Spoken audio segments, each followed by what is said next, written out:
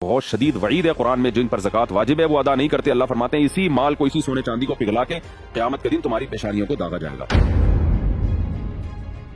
देखिए, ज़कात सिर्फ 4 चीजों पर लाजिम होती है। नंबर 1, गोल्ड पे 7.5 तोला सोना पर ज़कात लाजिम होती थी।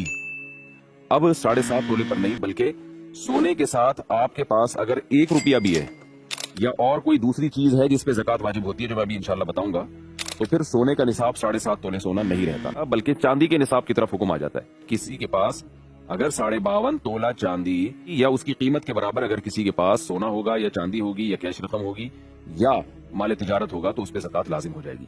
तो 4 चीजों में पहली चीज क्या हुई? सोना, उसकी वैल्यू लगाई जाएगी। दूसरी चीज है चांदी, चांदी की वैल्यू लगाई जाएगी। तीसरी चीज है कैश रकम। आपके पास कैश रकम अगर मौजूद है, जरूरत के लिए हो या बगैर किसी जरूरत के हो, बहरहाल उस पर ज़कात लाजिम होती है। आपने अगर कैश अमाउंट किसी को कर्ज दिया हुआ है और वापस मिलने की उम्मीद भी है आपको, तो उस पर भी ज़कात वाजिब है।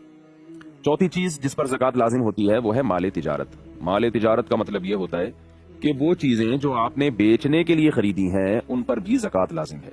तो सोना हो गया, चांदी हो गया, तिजारती माल हो गया और कैश अमाउंट, इन 4 चीजें या इनमें से कोई 3 चीजें या कोई 2 या कोई 1 चीज, तो 52.5 तोला चांदी की कीमत के बराबर जिस दिन आपके पास जमा हो गई, आप पर लाजिम है कि आप वो इस्लामी तारीख नोट कर लें। मिसाल के तौर पर 2 रबीउल अव्वल को किसी के पास इतना अमाउंट आया, अब आपने क्या करना है, अगले साल 2 रबीउल अव्वल को आपने फिर दोबारा हिसाब करना है कि अब मेरे पास कितने पैसे पड़े हुए। आपने जो कर्जे लोगों से लेने हैं वो प्लस करें, जो पब्लिक को देने हैं वो आपने माइनस कर दें। तो प्लस माइनस करके जो अमाउंट आपके पास बाकी बचेगा उसको आपने 40 पे डिवाइड करना है। 40 से डिवाइड करेंगे तो 2.5% जवाब आता है। अब आप मुस्तहिक को तलाश करें, कहां देने हैं, सोचे, गौर करें। तो अल्लाह ताला से दुआ है कि अल्लाह ताला हमें ज़कात अदा करने वालों में शामिल फरमाए।